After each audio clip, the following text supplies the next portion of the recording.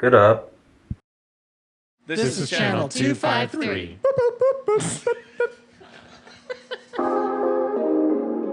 On this episode of the Grit and Grain podcast. When did you try Heady, Donna? This had to have been maybe 15 years ago, 10 years ago. Yeah. I'm not sure. It was a while ago. I wasn't with MGD anymore. Boyfriend, were you I'm like, what the fuck is this? Channel 253 is member supported. I'm producer Doug Mackey, and I hope you will show your support by going to channel253.com/membership and join. Thank you.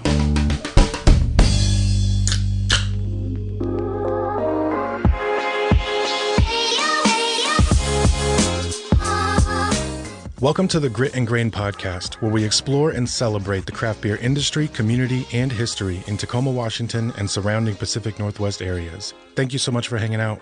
Let's get to it. Hi, everybody. Welcome to the Grit and Grain podcast.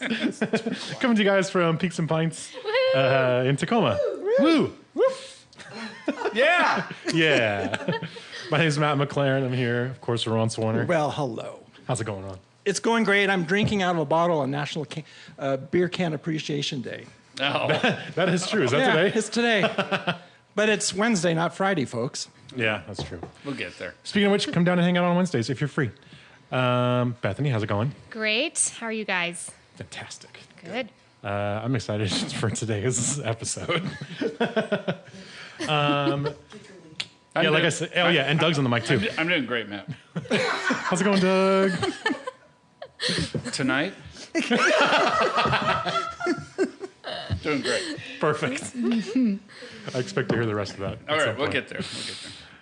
Yeah, like I said, if you guys are free on Wednesdays, come and hang out in the side room at Peaks and Pints. It's fun to hang out and have a beer and listen to this live and, yeah, laugh along with us.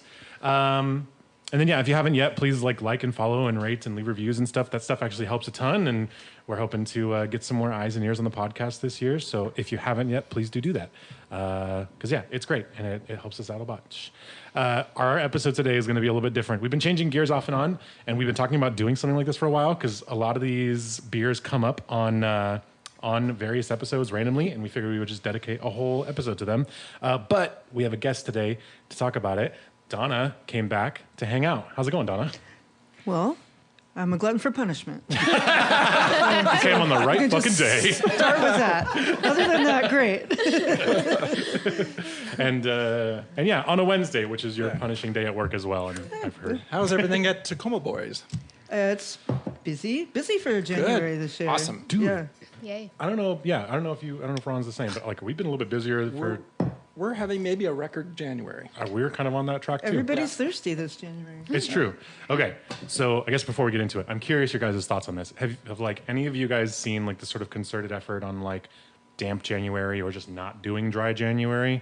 Like, I've heard a lot of damp January. okay, so yeah, like kind of Definitely a cheesy. seen A lot of comedy posts about it. But Sort of, yeah. But it's the first time that I've ever seen like a concerted effort to like avoid the sort of binge health January thing that everybody, does. Obviously there's like, it's very polarizing and we've talked a little bit about it, but it's hard not to imagine that something like that has something to do with just January being busier than usual in our industry. Yeah, it could be. and NA beers are being pushed harder and harder. Yeah, that's And true. so We I haven't think slowed the down on those either. combination. Yeah. Everybody's just drinking. So do more. you have a higher percentage of NA beers going out the door right now? Or? Correct. Oh, wow. So do we. I think everybody does. Yeah. Yeah. We just had to bring in like And it more helps than that we thought. They're making better NA beers. Also true. No kidding. It's a Absolutely. big part of it, I'm sure. Wow. Yeah. I mean, NA Speedway Stout? What? Right? Dude, I thought that was pretty good. I've like heard mixed reviews of it, and it does taste a little bit like root beer to me, but I haven't tried it yet. It's good. It's good. Okay, this is Root beer. another off-topic thing. I'm sorry, but I'm curious since you brought that up. I asked a couple of people about this because every big brewery is making like NA beers right now, and something like Speedway to me is crazy. And it's like this weird dichotomy of like, do you capitalize on a really popular brand like Speedway Stout and then make an NA version of it, knowing that it will probably not live up to the expectation that brand commands. Everybody who's had Speedway knows it's fucking amazing and legendary. And if your NA beer says Speedway on it, but it doesn't even remind you of it, which I don't think that this one totally does, even though it tastes good. Are you kind of like fucking around a little bit too much with a brand that's popular, or I don't know. Is that like vegans eating fake meat instead of just eating vegetables? Maybe. So like if I were, I guess if I were AleSmith, I might have just made a new NA brand that didn't say Speedway on it, and sort of predispose people to the expectations of this beer when it's not even going to be close because it's an NA beer and that's very difficult, obviously, even though it tastes good. I don't know. What are your guys' thoughts on that? I don't know. I think maybe they're counting on the fact that people are going to recognize Speedway Stout and just try it and anyway. grab it. Be curious, right? Right. Sure. Because I didn't think it tasted bad. It just didn't remind me of a Speedway at all. And so I just thought it was like I wasn't sure like what the benefit was. But Yeah, that's true. that is Black definitely NA better than Speedway. Yeah. Well, it's more. I don't even know if it's better, but it's like Faithful. I think Yeah. so. It like definitely reminds me of the beer more. Yep. Than NA Speedway Stout does. I don't know. I'm curious. Everybody's going to be making NA beers this year, I think. Oh yeah, So. Deschutes has got a new one coming out. I think this week or next week. Oh, dude. Squeeze. Yeah. Oh, really? Yep. NA Squeeze? Good for them. I'm sure it's going to be lovely. All right. Despite this conversation, that's not what we're talking about today. But I was curious what you guys thought about that. I was talking to somebody about it, and it was like an interesting topic. So yeah, like I said, today we're kind of like combining comments that we've made from a bunch of past episodes about gateway beers. This is one that Sean brings up all the time. Like whenever like we ask people what their gateway beers are, it's usually a question that Sean would ask. So yeah, we're gonna do a whole episode on this, and we even brought some to drink. And we all have one in front of us right now. So who brought the Carlsberg? I did. Okay. It was the tail end of my gateway beer experience. Okay, so you had like a Because I started off with Killian's Red. That was it for me. which we couldn't find. Right. We I looked. just- Does that even count as a gateway thing? Because it doesn't. it was it's- it was way different than Lowenbrow. Was it? Yes. I mean, it was a different. It had a different medium color, body. but It had toasted caramel. yeah. It felt like I was drinking something different, and it's an Irish red, and I enjoyed the flavor. I thought Huh. I'm leaving everything else behind, and I started drinking at the tail end of my high school year Yeah, I before I remember. went into college. I remember doing it in high school. And I've never seen it Ron was Jester so passionately about anything. I loved it. I just You look like you're giving the fucking State of the Union right now. I just didn't think it was that much different than Mickey's or anything. You know. No, it definitely had I mean, a little had more bit, but- girth to it. Ron's gonna fight you. What happened to I know. Killian's Red? He's getting wound up. I can't Or tell. Killian's? What happened to it? Somebody said you could probably still find it at It was Total made by Wine, Coors, which right? is Well, Oh, it so was there's- made originally by George Killian Lett in Scotland, or in Ireland. Yep. In Ireland. The fat recipe. Yeah, he brewed it for his friends, and then he opened up the Mill Park Brewery and started brewing it, and it was the inspiration for George Killian's. Oh, okay. It was called something Ruby Ale. Yeah. Wow. So, Yeah. well, we but, couldn't I- find but it. back then I was drinking Foster's cans. Well, then it would Old be E- my gateway too. Then, if you count it. Foster can, Old English, Heidelberg, Country Club 900. Country Club. Yeah. We played quarters with Animal Beer. What is Country Oh, Club yeah, 900? yeah. We had a thing with. Don't know. What is Country Club I do 900? know. Even Right. higher Donna ABV knows? than 800. No, my friend used to drink that all the time. Oh yeah. Yeah. Yeah, it was. This was just like 15 years ago. Oh really? Also Rainier Ale too. But we had a thing in college. We had a thing with the beer, with the cans of beer, where they had the like Doug animals hates that on them. beer. Yeah. The thing is, you could get like inside the can, inside the box, it could be elk, and on the outside it would be fish. So our sort of holy grail was to find one that was the fish on the outside and fish on the inside. And we'd go through. It was this thing we do. We like take them out and look, pack, stack them up in the grocery store, looking for one inside that has fish in it. Oh my goodness. It was fun. It's like the Tootsie Pop wrappers, but for old dudes. I was literally thinking that same thing, Matt. Like really weird, but I was like, I'm not gonna say that. No, out loud. I fucking would. No, because it was funny. It was funny. We're funny guys. Oh dear. I was class of 82 at Lakes, and we were known as 82 Brews. And we were a Nice. tight-knit class, and we drank a lot of beer. So much fun. Did you guys pop your collars and stuff? I wore 2 Izods. Oh boy. And I had feathered hair. At the same time? And feathered hair. Awesome. And a yellow comb in my back pocket of my overalls. People used to do that, the two eyes on shirts. Yeah. You flip the collars, though, too. Yeah. I need to see a picture of this. Fuck, you were cool, Ron. I mean, I wasn't cool. Let Super the old cool man drinking his through. Carlsberg. Let the old man through. I wasn't cool. this beer is pretty goofy. Oh, that It Carlsberg. doesn't like. And so, well, then I went to college, and I was in a fraternity with a bunch of other dudes, so I had access to everything, including the guys who lived in California would bring up Green Label. So in 1982, 83, I was drinking Sierra Nevada Pale right after the holidays because they would go down and bring it up. And then 83-ish is when the Red Hook ESB came out with the Belgium yeast that tasted like banana. And then that was my deal. Yep. Yeah. All the way until they rebrewed. They took the Belgian yeast out, made Ballard Bitter, the IPA. That was my jam. And that's Once when, Ballard Bitter came out. Yep. And then the ESB went to not Belgian yeast. Right. After It was that. more Which along you- the lines of what were on the table today. Donna Yeah. actually brought Red Hook today. Didn't know that. I did too. I'm very glad. I know. I think 2 or 3 people did. Red Hook, got I would plenty have of- to consider We, my. three out of 6 of us brought Red Hook ESB. I mean, that's how important it was. Yeah. That's true. It was a revelation. Yeah, for us up here, it was one of the ones that launched our craft beer drinking. Yeah. I'm going to skip over one and pop this one next, I think. Okay.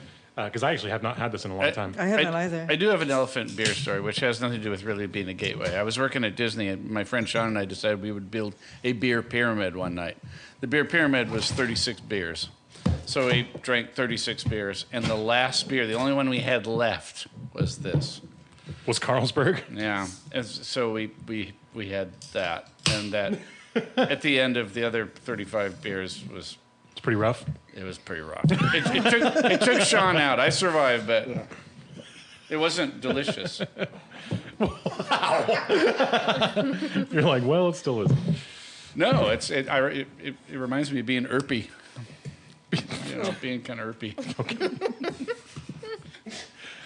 So in my junior year, I went to did a semester in Denmark in Copenhagen, and I started drinking the shit out of Carlsberg and Tuborg lagers, and there was definitely different levels of alcohol, but it was always the same style. So they would Yeah. just bump up the alcohol because over there it's 8 point I'm gonna drink a something bunch of this. instead of You the have some, 7.2 because Right. they change it Okay. when they export it. Right.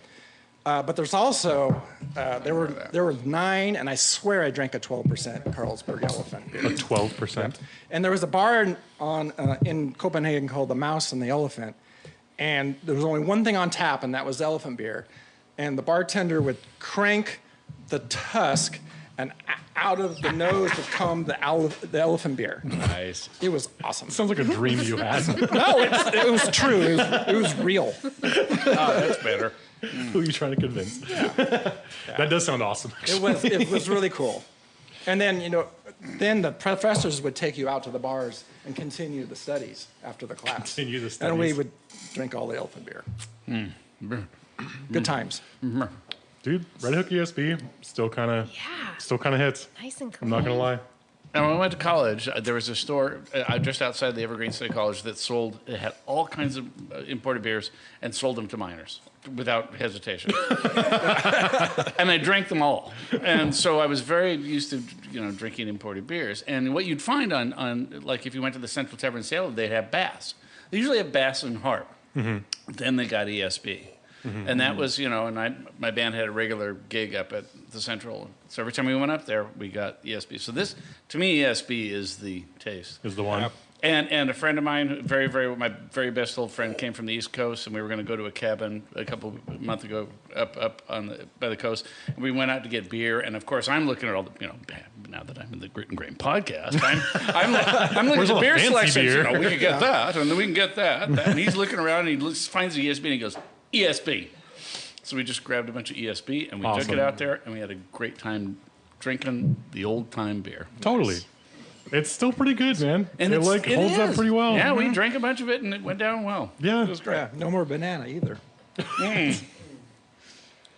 Donna, was this No, your it's first? solid. Was It's this like your Quite first pleased. memorable craft beer thing? Is that like, Oh, it definitely was. yeah? I didn't like beer at all, I thought. Yeah. But my boyfriend at the time and his friends drank MGD, and if you remember Rhinelander. Yeah. Oh yeah. So I'm like, yeah, I don't like beer. And then somehow, don't like it. It's a reasonable response. Totally. Somehow, I ended up trying this, and I was like, oh wait, maybe I just don't like that beer. Exactly. And then I got real picky. Real fast. Well, and my other one was Pete's Wicked Winter Brew. Oh, sure. That one's come up a lot, actually. That was our People bring up snowboarding Pete's a lot. beer. Yeah. Yeah, there you go. Right, snowy beer. And then I tried to make that one time at home and did not do it very smartly because I put raspberries in it. It didn't account for any of the natural sugar. Oh, sweet. So it exploded all over my kitchen. Oh, no. That was fun. I thought you were just coming out with like a sour beer, but no, you made a grenade. Yeah. There That's was brutal. glass and sticky beer everywhere. I know, of all the fuck up stories, actually, I don't think we've ever told like a exploding glass carboy fuck up story, but that's happened to so many people.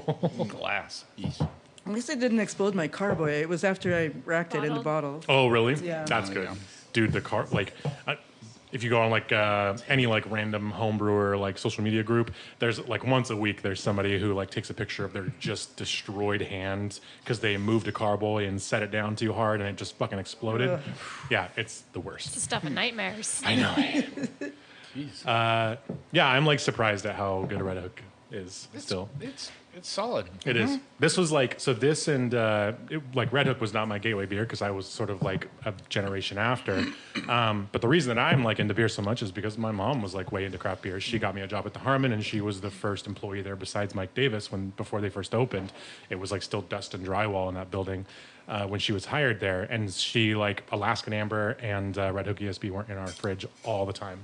So I like have these weird vivid memories of like always kind of seeing this brand in my face when I was just like trying to get my Kool-Aid or something. And so, yeah, it's like I don't know, like a weird core beer memory. But yeah, it still totally holds up. It's like it doesn't even taste as like old fashioned. I can't tell if it's that because like, you know, we're kind of shifting back to people making like these really good classic like English inspired beers and Red Hook has just always been good. But yeah, I don't know. I still like it. Still very enjoyable. Did anyone do those $1 tours at Red Hook in Woodinville? They were like, yeah, and you can do as many as you wanted for $1, and you got like 2 pints in the whole tour. Like I did it. the amounts of You come right out and beer. go right Bethany's back just through. running laps like the fun house at the fair. I think you had to do one a day, but you could come back the next day, do it again. And I was living in Bellevue best at the dollar I time. ever spent. Yeah, we were poor, Yeah. Word. 2-year-olds. Did you say We're two- like, this two is pints? Well, yeah, we did the math at one point. We're like, okay, 4 ounces here, because you taste Okay. a bunch of beer like while Okay. you're touring. I was like, it's about 2 pints of beer for $1. Sweet. So, me and my friends did that a steal. lot. Yeah. We did the tour when they were still in Ballard Yeah. at the old place Right. for my 21st birthday. Sweet. Fun. Nice. That's what we did. Dude, I wish I had so like there's no cans of Manny's out there really. I was gonna pop a Lucille, but my like first legal drink was a pitcher of Manny's at Hank's actually on midnight on my 21st. Nice. Most places don't really do the midnight thing anymore, but Hank's would because of course they would. And so yeah, I went with a friend who I worked with at the Harmon, and yeah, got a pitcher of Manny's for my 21st. It was my first like legal beer. Ron brought a lot of Carlsberg. I'll drink it. Okay, all right. We know you will. Fun fact, Carlsberg is still in like a fucking century-long feud about the name of lager yeast. Some people in some textbooks still call it Carlsbergensis, which is like it's like was widely considered to be the scientific name of lager yeast for a long time. It's like since been mostly discontinued as the name, and now it's Pasteuranius for Louis Pasteur. But yeah, there's like still people who swear that Carlsbergensis is like the God-given name of industrial lager yeast. And it's named for that brewery. So, Ron, was it back in the day? Wasn't the elephant beer stronger? It had higher alcohol content. I think it's always been around here because they. What when is they- this? When it's 7.2. Okay. Yeah. Then that's it. Then Yeah. yeah. Because I remember thinking on that 36 beer, it was like, oh, we're shooting for the moon here. my very first brewery tour was Carlsberg. And they said that when they export it, they messed with the ABV. Okay. That makes sense. Okay. I did not know it was 7.2. Me neither. I forgive it a little more now for being weird and sweet. Yeah. Yeah. Yeah. Same. Okay, who brought Widmer Hefe? Me. I did. That's And me. And Bethany. that's a strong. That's like contender. an everybody's Yeah, because when we gateway went to beer. Portland, that was what we drank. Yeah. That was what was on tap in Portland, like ESB was in Seattle. Yeah. Yeah. And we'd drop a lemon like it was hot. Yeah. Oh yeah, Bethany brought lemons. I brought some lemons for everyone. That's thinking. Can I have a Widmer Hefe with a lemon in it, please? Yes. Are they That's the first time I've ever said that in my whole life. Are they fermented lemons? Or? No, just freshly Preserved? cut. That's a different I washed episode. my hands. I washed my hands. We could do a crossover. I just cut them at home. I'm saying they're not fermented. I cut them in October. Yeah, this is what I drank when I got back from Europe. Oh, there's a Things you say SCOBY on the bottle of these things lemons. you say post-COVID, all right? Yeah. Washed my hands before I cut the lemons. All right. The original there hazy, you man. go. Look at Look at that. There it is. The original hazy, that's right. Yep. Hefeweizens. Okay. So the lemon is what? Is the lemon is a joke? It's totally gauche. What? Tell me about that. So Because everyone did this back in the day. Everybody did it, and it's like not an uncommon thing. Like Right. even in Germany, there are like some places where you can get brunch and then throw a lemon in your hef. And some people hate it, some people don't mind it. In the German hef? Yeah, it's not like the most unheard of thing. Garrett Oliver writes about it in the Brewmaster's Table and says like he has enjoyed plenty of lemon slices in his Weiss beer. So it's based on an old world something.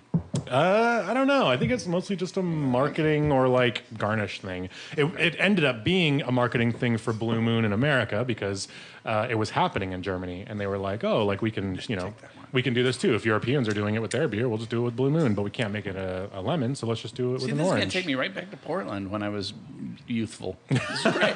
this is so much fun. say hi to Everclear. Yeah, I just think of it as Are you reading my mind? Yes, I am. Oh, did I tell? Okay. I think of the lemon in the American hef as just like, a garnish, a little Yeah. bit of extra flavor. It's a pretty flavorless beer overall. So, but I've always heard in the German hefs, like it's a no-no. It's a no-no. It's a no-no for because it's a weird. Then you got banana clove stuff. And Wait a lemon minute. Going on. Okay. Wait a minute. Okay. I will Very hear you refreshing. out. So right over the border from Denmark and Germany is Lübeck, I believe, right? And when we were on our spring break tour, we went across the border, went to a bar, and obviously we're Americans back in '85, and either we were messed with or this was actual thing, but the bartender dumped a fruit cocktail in our beer. What? Yeah. That's fucking. In a lager. That's And said it was a thing. so rude. So I think I was messed with. Yeah, that's 100% because you were an American. That's a true story. Got some right here for you, fatty fats. You're blah, blah, blah, blah. Like, oh my god. I love since I don't have ketchup. Yeah, dude. And it was literally a third of the glass. Oh. That's so rude. All right, I gotta get in on this. May I please have a And then smoothie beers were born. I used to blow fire with Everclear. Thanks. Like that. Nice. Still good, probably, I bet.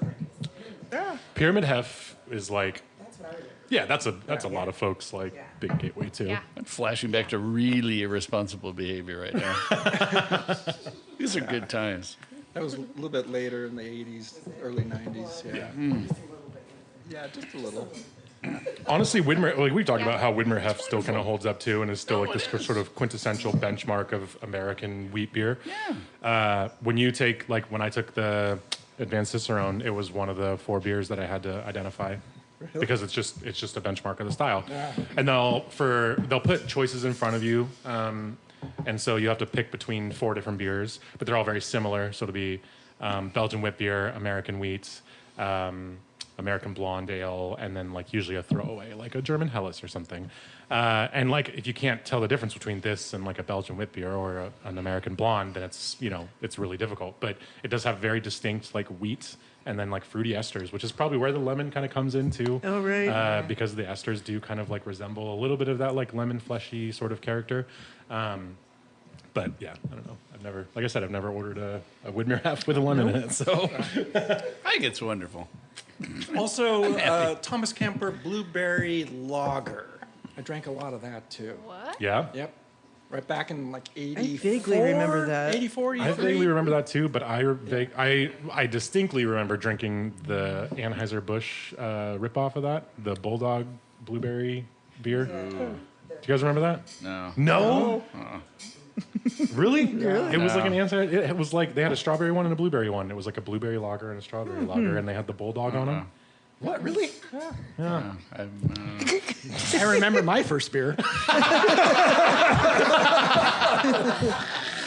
They needed both strawberry and blueberry. They didn't need either of them. These are both going to be so They were good. not good beers. Hey, back to the fruit thing for a second. Then Blue Moon started asking you to put oranges in there. Right. Yeah, that was their marketing thing. They did it because like it wasn't an unheard of trend in different parts of Europe and in traditional European beers, and because they were kind of mimicking what a Belgian wit beer would be with Curacao orange in the beer. They were like, we should just do this, but we'll just do it with lemons. So they would carry around the bag of lemons and all kinds of stories about it. But Blue Moon was a Coors brand, and so I think they just had the ear on popular marketing when craft beer was going on.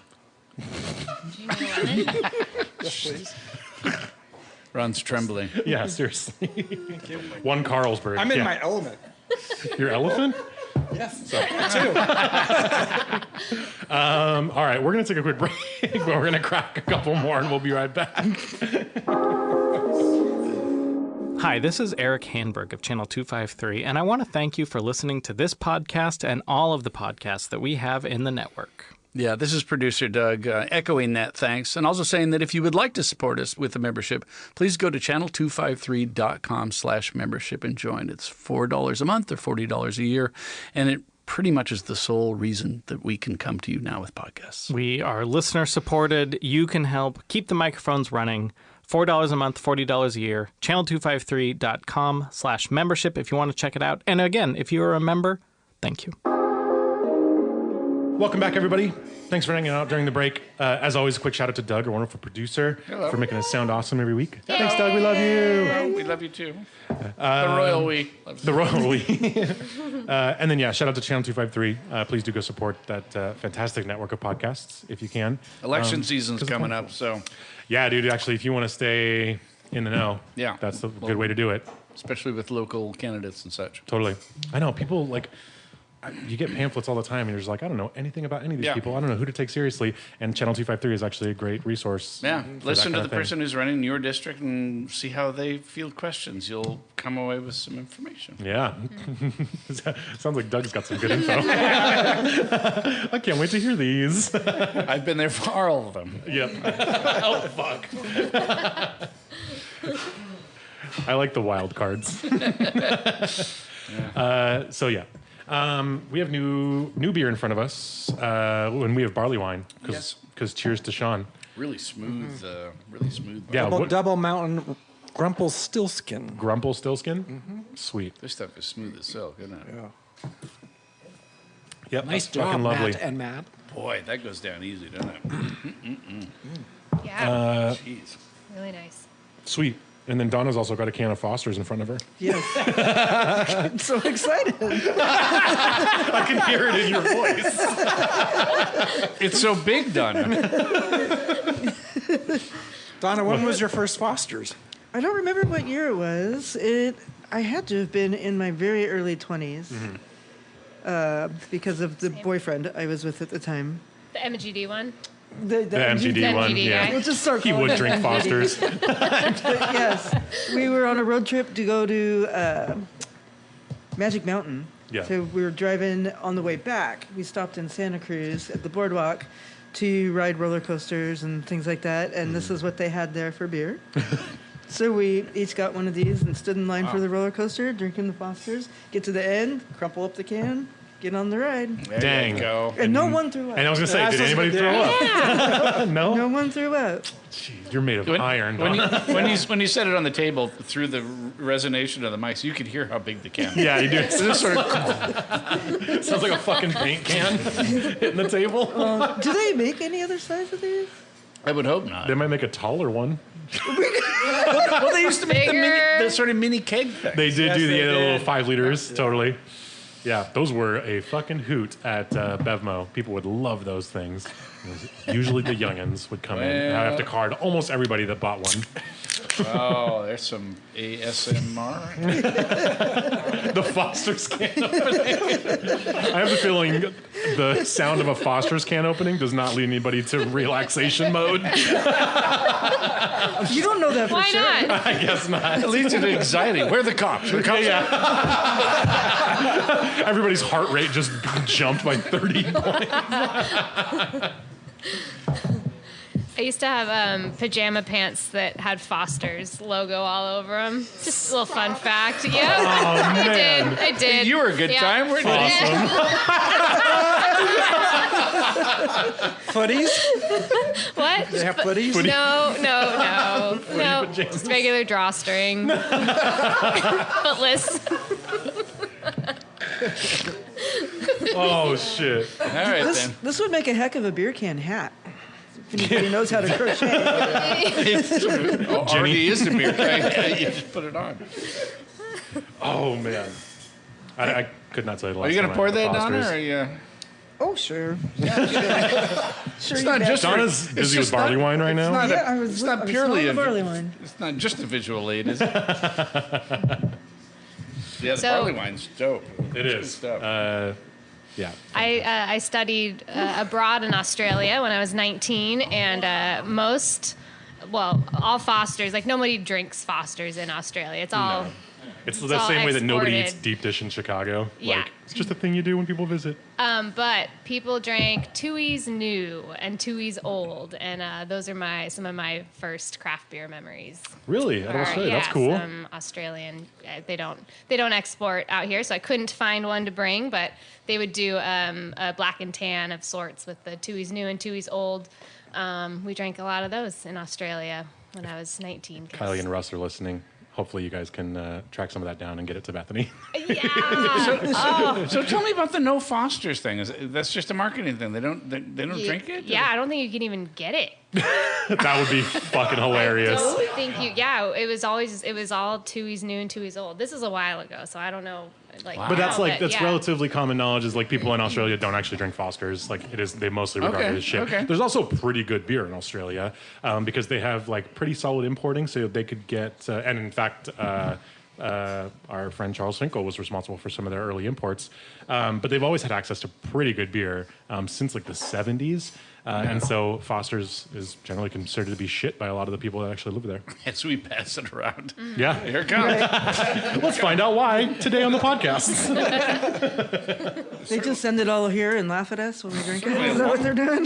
Yeah. Dump your fruit cocktail on this, you fucking weirdos. Big can, so Lemon American. in it. I haven't had a Foster's in ages. Yeah, me either.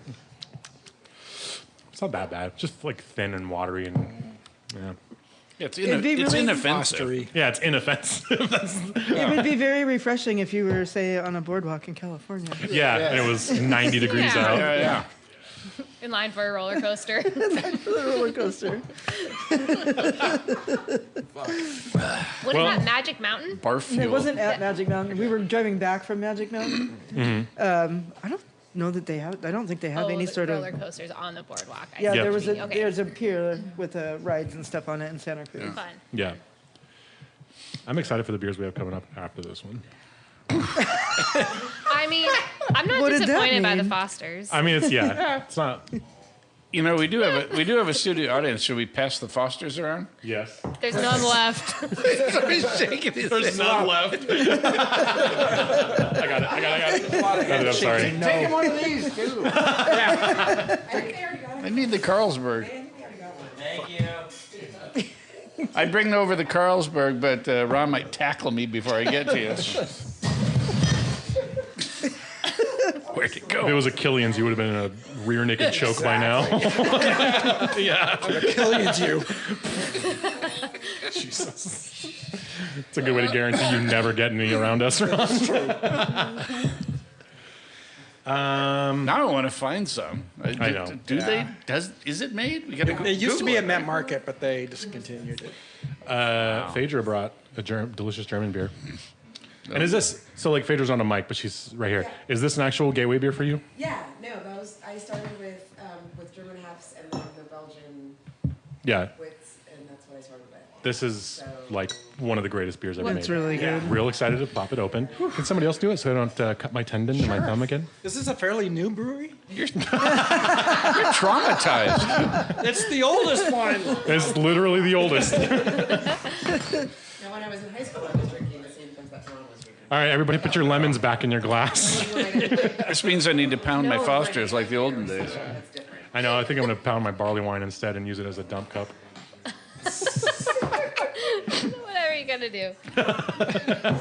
So I have a question. Yes. Pronounce the brewery. That's not a question, but I guess that kind of is. Fine, Stefana. That's the way I say Demand. it too. It's a demand, Ron. But yeah, it is kind of. Matt did a good job. Everybody says it differently. Everybody does say it differently. What'd you say, Matt? Fine, Stefana. Yeah. Let me see it. But it's also, it's like Worcestershire. Like, it's not how it's Yeah, spelled. right. If you're phonetic about it, you're going to sound like a dipshit. Stefano. Well, I sound like a dipshit anyway. You gotta get Never having the that word on my Pretty used outro to it. ever. Venice Stefano. Yeah, Venice Stefano. that's probably closer. You gotta get the eh. That's, There's an eh there. Doug, that was much better than mine.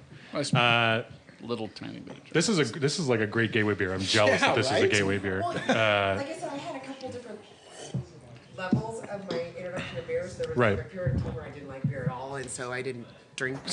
I mean, Yeah. so like Take you us know, back to the time with and place. So like in high school, I just didn't like beer, and we were drinking, I don't know, whatever was in the keg, and Schmitty Animal Beer and Rhinelander, but I just Keystone. drank it because that's what everybody else was doing, but I didn't actually like it. And then I started finding beer that I could drink when other people were doing it that I did end up liking, and that was like the Pyramid Half. Mm-hmm. And I would have that. And then when I was actually getting into what I would consider my craft beer life, I was at Pint Defiance with Gary. Oh, sure. And every Monday, and he would just funnel different beers to me. And I started with the German Halves Nice. and the Belgian wits.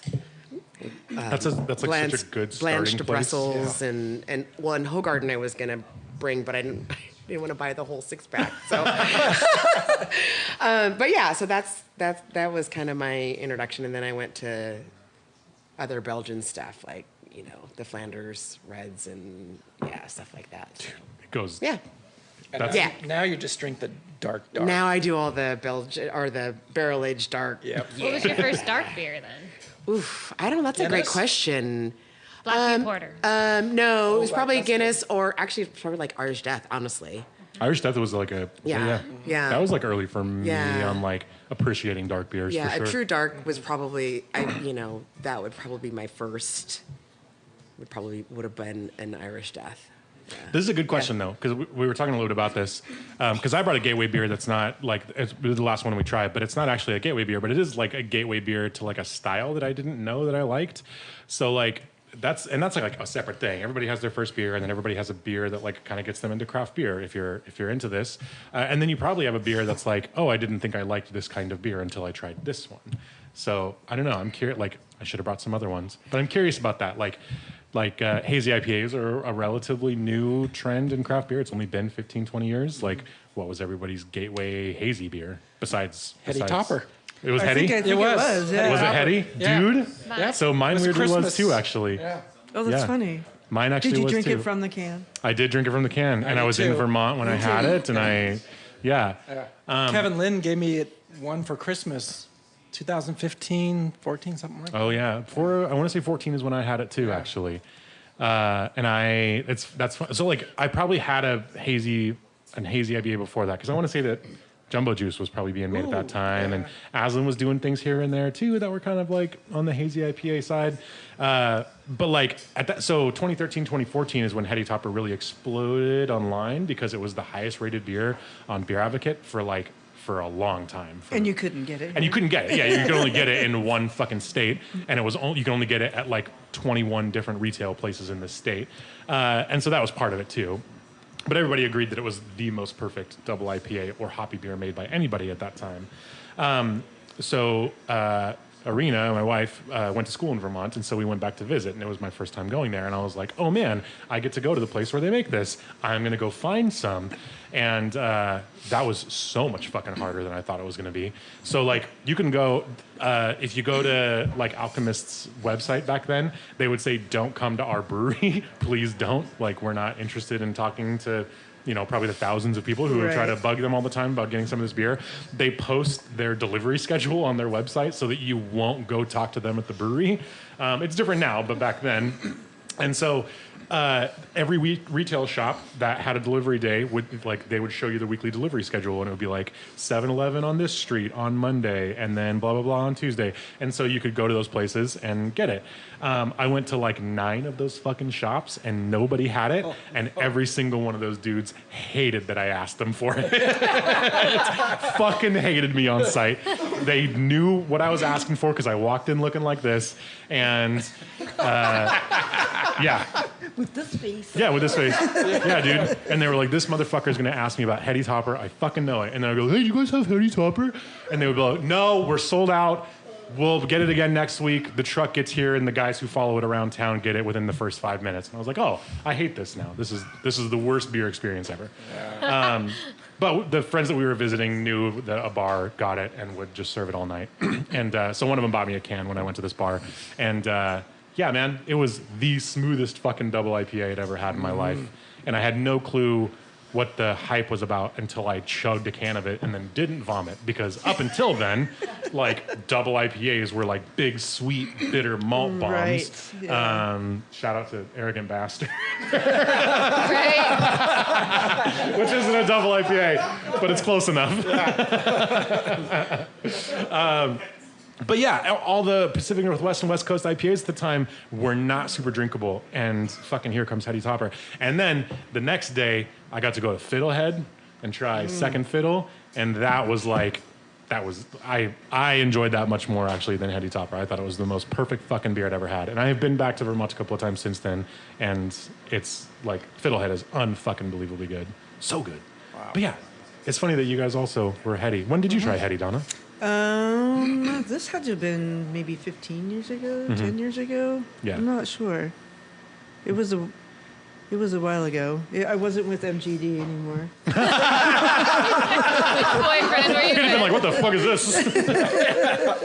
my Gateway Hazy was actually three magnets when Pat was there, and he like forgot to find the kettle. Oh, and, yeah. like made this super hazy beer, and he's like, yeah, I just forgot to find the kettle, and I was like, oh, I think it's messed up, and it was a delicious beer. And then he made Little Juice and Big Juice. Yeah, and, dude, Little Juice was fun. Yeah. Like, honestly, for Washington made hazies, that was probably up there for me. That was the first time I had that sort of haze in the beer and juiciness. So, Leave it to Pat to like have a happy accident in the fucking brewery and be like, oh, I guess I just created one of the most popular hazy IPAs made in the state for the next 10 years. Was that before Tropic Haze? Probably. Little Juice was probably before Tropic Haze. Yeah. Tropic Haze was definitely like late-ish to the game. Okay. But then obviously when it came out, like the marketing behind it, and That's it what I was was also gonna say, very good. Yeah. I want to say that when Tropic Haze first came out, I probably had like 6 gallons of that beer in the first like 9 months that it was. You're responsible for one of those tanks out front. Yeah, 100%. Dude, yeah, I was at Bevmo at the time, and yeah, shout out to Jordan. He was there then, and it was like the biggest fucking thing that they had ever done, and it like completely skyrocketed them. But it was also at the time like one of the best examples of a pretty good hazy IPA that was like $9 or whatever for a 6-pack. Right. And so before that, it was like Top Cutter. I would buy a 6-pack of that like once a week. Top Cutter. I also I do still. too. I almost brought a Bale Top Cutter Breaker here. is so solid. Oh, Dude, yeah, right I on almost the tap. brought a Top Cutter here because that was like an early IPA, at least sort of like in my. Because I talked about like I've worked at the Harmon and I was trying Mike Davis's beers back in the day, and we were trying to figure out who the Scott Hansen, who used to run the Puget Creek Restoration Society, used to drink their vanilla porter like every single day, and they made the Puget Creek vanilla porter and put his face on the label. That's what I was trying to figure out his name. Yeah. But anyway, that beer is like that comes to mind as like a very early sort of like gateway beer for me. But it was because I worked in the brewery and I could just try it. And I was in like high school and drinking this very nice beer. But getting back into it and like sort of like on the string of the sort of beer career run that I'm on now, Top Cutter was fucking like I didn't know IPAs could be as good as that beer was. It was so good. But yeah, I almost brought one of those. The official Mr. Blackwatch band beer, and it's all that my drummer drinks. Top Cutter. Top Cutter. Yeah. They all Anything have else great is taste. like. I love Top seeing your band, by the way, Doug. I had a really thanks. good time watching that. Thanks. You're outstanding. Thank you. Yeah. Thank you. Just You had so- fun. Thank you so much. Just so everybody else knows. Hey, I have a question about this beer, the German beer that we're drinking. Yes. Remember when I told you that there's a flavor in some German beers, and I didn't know which beers, but I couldn't identify the flavor. Yes. What this has some of that. Does it have banana and clove? Is that what it is? Possibly. We talked about it. Because banana flavoring I really, really dislike, and maybe We talked about it in the fermentation episode, actually. Okay, and So- this has it not Yep. in spades, but it has. Yep. It's the real presence. Totally. And what causes that? So it's isoamyl acetate, which is the compound responsible for that. And it's like it has this very distinct, not like fresh banana flavor, but like banana runts, like banana candy, banana Laffy Taffy. Overripe banana. Overripe banana That's sometimes, why I yeah. don't like it. Because Totally. Yeah, some people don't like that at all. I love it. I mean, it's like great, some people don't like cilantro or licorice or whatever. Totally. To me, I don't have anything against it, but it's just for me, it's like, and is that typical in German beer or this particular German Hefe yeast specifically, German ale yeast. It's the yeast that makes that, Yep. compound. Finally identified it. Yep. So the yeast has a gene Really, that's after responsible decades. for this specific ester, and this one creates a ton of this. So it's specific German hefts essentially. Yep. Yep. Do you want a Some- lemon for it? Do you want to put a lemon in it? Nothing asked, could but- save it. I don't know. Maybe. Do you have The one? flavors. Like, yeah. I'll have another. Actually, I know no one else wants them at this point. So, no, don't worry about it. What does I used didn't mean? chew on it or anything, but it was in my beer. That's what it is. German. Okay. Just kidding. Don't Is put this a a lemon in it. used lemon? No, because I've gone to buy like German beers or order German beers. It's like, God, I hope it isn't that one. But yeah. now I. Yep. Yeah, you steer away from German hefts then if you German don't like hefts. ice. That's yeah, it. if It's you don't funny like too the because different German banana hefts flavor. they'll have different kind of thresholds or levels of those specific esters, and some will be really clove heavy but not have as much Like, banana. is Polliners really bad or good or there? Or or whatever. like Weihenstephaner Polliner. Like they're all really classic Iron- examples. yeah. Okay. Hacker Shore. Okay. All really classic examples, and you'll have different levels of like banana, bubblegum, and clove in all of them. Good. Depending Okay. on like That's what the it. brewers are going for.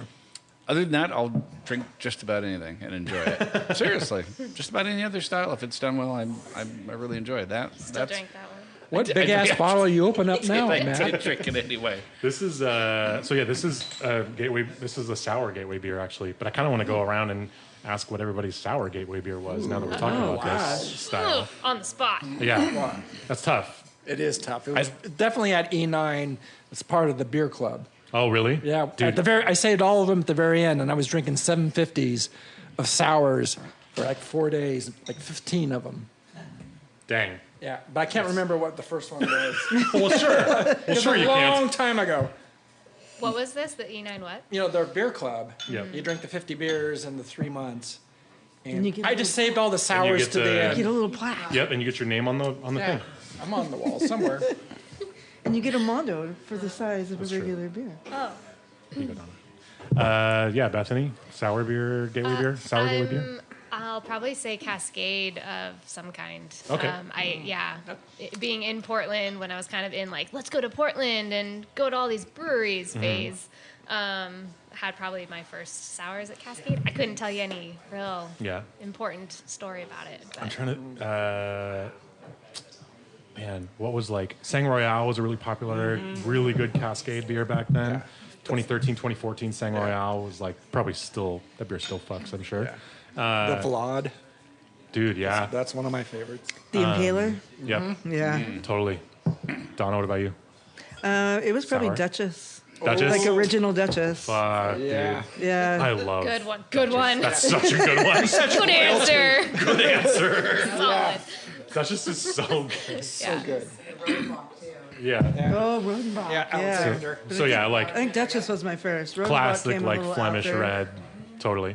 That's like, I think if people who say they don't like sours, if they tried Duchess or they tried Rodenbach Grand Cru, like really classic, like Or cherry Alexander. sweet. Yeah, dude.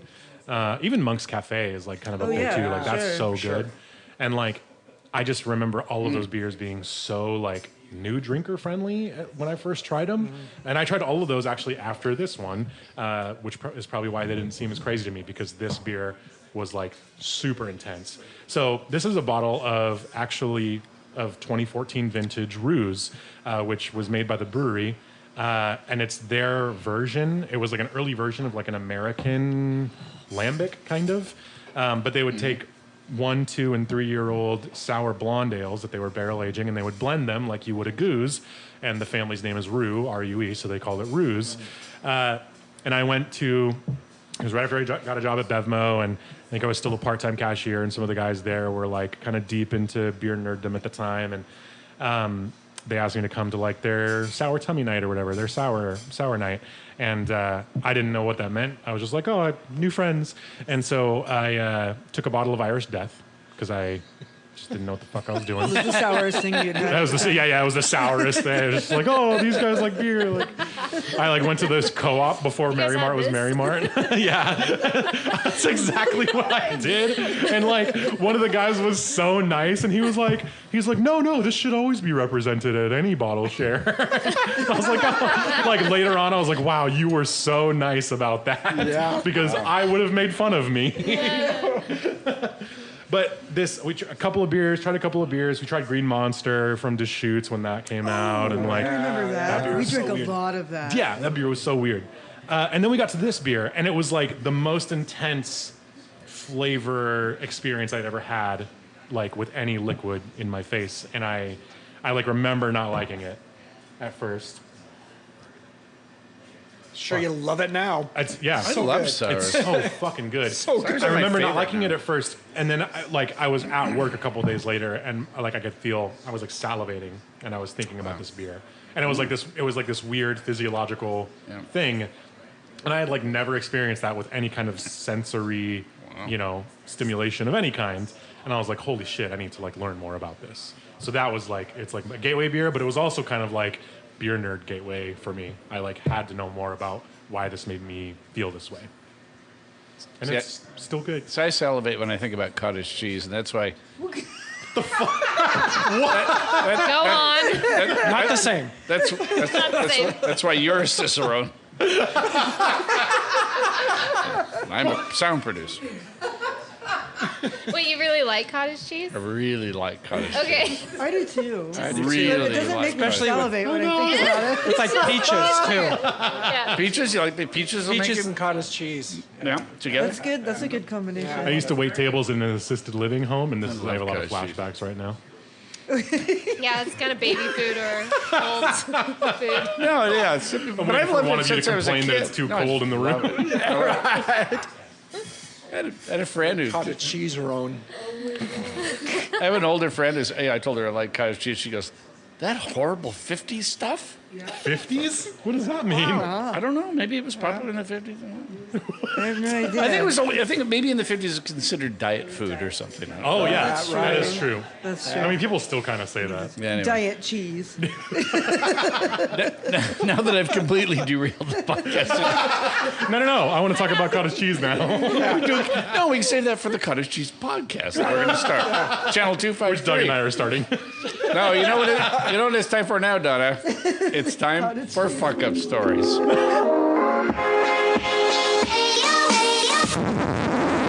Now it's time to throw down on some fuck-up stories.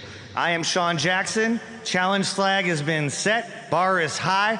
Bring it on, fuckers. Fuckers. Fuckers. Fuckers. If you have a fuck-up story besides dating MDD, And my Pete's me trying Wicked to Winter fucking beer say that I it. tried 3 letters. Yeah. He's having trouble with 3 letters. sorry, you fucked me up with cottage cheese, Doug. If you don't have one, it's fine. But if you can think of one on the spot. Not off the top of my head. It's not required. So I'm driving through Europe. Okay. That's why it's okay. It's 1985 okay. in an Opel Ascona. Nope. And Yep. what? Where? Opel Ascona. So I left Denmark, Germany, then over to Austria. To Italy. But we made it all the way down to Rome, where I almost ran over. It's a stick shift too, and I'd never driven a stick shift. In Rome, driving in Rome. almost the killed left a side. woman.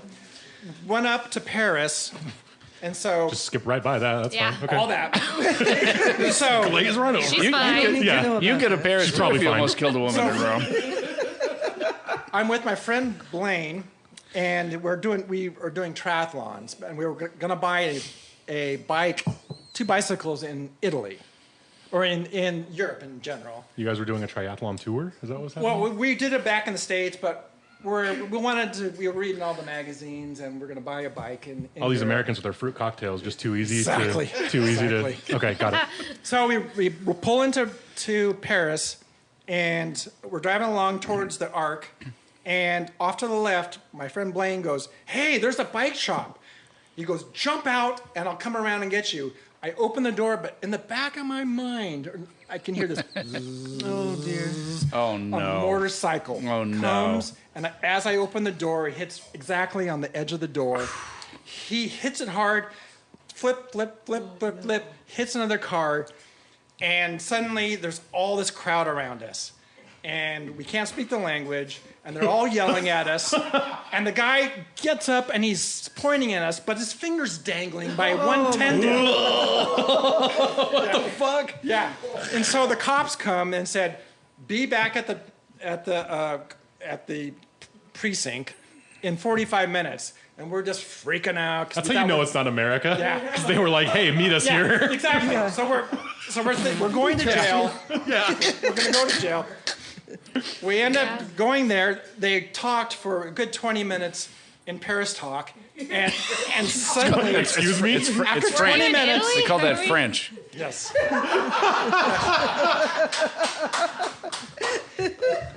They said, you can go. They let us go. And so we pull back up to our little hostel, and Yeah. we figured we got this damaged door. And what the hell are we going to do? Because we have to go to Belgium and Amsterdam and get back to Denmark. So we have these bungee cords. So we hook it onto the door, pull it hard around to the steering wheel. I'm in the passenger seat, Blaine's in the driver's seat. It gives. It whips around, hits my nose, the edge of it, and blows out the driver's side window. So now we're headed towards Belgium and Amsterdam with... Is this a rental car? Yes. Okay. It's a rental car. It is. I just wanted to make that Yeah, clear. Opel's going up. You had the insurance, right? Just, It cost us $35. What? We ruined a car, and it cost us In a person's hand. Yeah. Oh, yes. Not to mention, we've totally forgotten. 9-figure Mike. We've Somebody we've totally forgotten the nearly dead woman in Rome. Yeah. Too near death. That's way down here. The guy, we take it back to Denmark. He's yelling at us in Danish for another 20 minutes, and we paid him $35 and walked away. Wow. Unbelievable. Yes. duck. For just so many reasons. Yeah. And we drank all the wine in Paris that night. I bet. Every bit of it. Yeah. And it costs more than all of that damage. Exactly. Holy shit. Paris. That's Mine's cheap in crazy ass- Paris. You swing for the Stressed out. fences when you have fuck-up stories. You know, Ron, you've just so just, you know. you've just done that, but you got something else to do right Oh, good now. Lord. So many Carlsbergs. Here we go. All right, Grit and Grainers, email us at cheers@gritandgrainpodcast.com with your comments, opinions, and more first. Like that first time with the joyfully awkward button fumbling and sundry groiny tinglings and curiosity likable smells emanating from the back of the seat of the used 76 Volvo with Van Halen 2 playing on the stereo while you're enjoying a few cheap Killian's Reds. No. We read and drink everything we receive, and we try to respond as quickly as can. If not online, then on air. You can subscribe to Grit and Grain on Amazon, Apple Music, Spotify, Google Play, and iHeartRadio. And please leave us a review. Also, check us out on Channel 253 and gritandgrainpodcast.com. Be sure to follow us on Facebook and Instagram for episode notes, beer news, and what's up with Pembroke Welsh Corgis. I read somewhere that people bought a ton of 2024 calendars of Pembroke Welsh Corgis. Are we missing something? Is there some sort of enormous Pembroke Welsh Corgi subculture out there? Bigger than the freakish 365 days of cats people? Hot-blooded Pembroke Welsh Corgis chat rooms and pot-lucky drunken Pembroke Welsh Corgis fan clubs and winking Pembroke Welsh Corgis wife swapping parties? Is this tied to some Queen Elizabeth Corgis that she wanted to be buried alive with them? If this podcast is not what you expected, please alter expectations. Here's a haiku to honor National Beer Can Appreciation Day. Dropped beer can rolls to the corner every single time. Trailers off the wheel again. No such thing as a bad time to visit Tacoma. No such thing as too much barley wine. Wow. Tune in next Friday for more sweet chatter. Cheers. Cheers. Cheers. Like cottage cheese was random.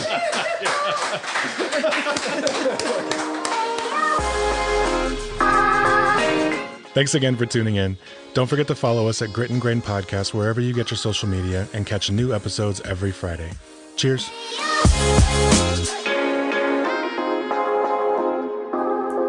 Good up. Channel 253 is member supported. I'm producer Doug Mackey, and I hope you will show your support by going to channel253.com/membership and join. Thank you. Grit and Grain is part of the Channel 253 podcast network. Check out our other shows: Nerd Farmer, Interchangeable White Ladies, Move to Tacoma, Crossing Division, Citizen Tacoma, What Say You, We Are Tacoma, Flounders B Team, and Taco Man. This is Channel 253.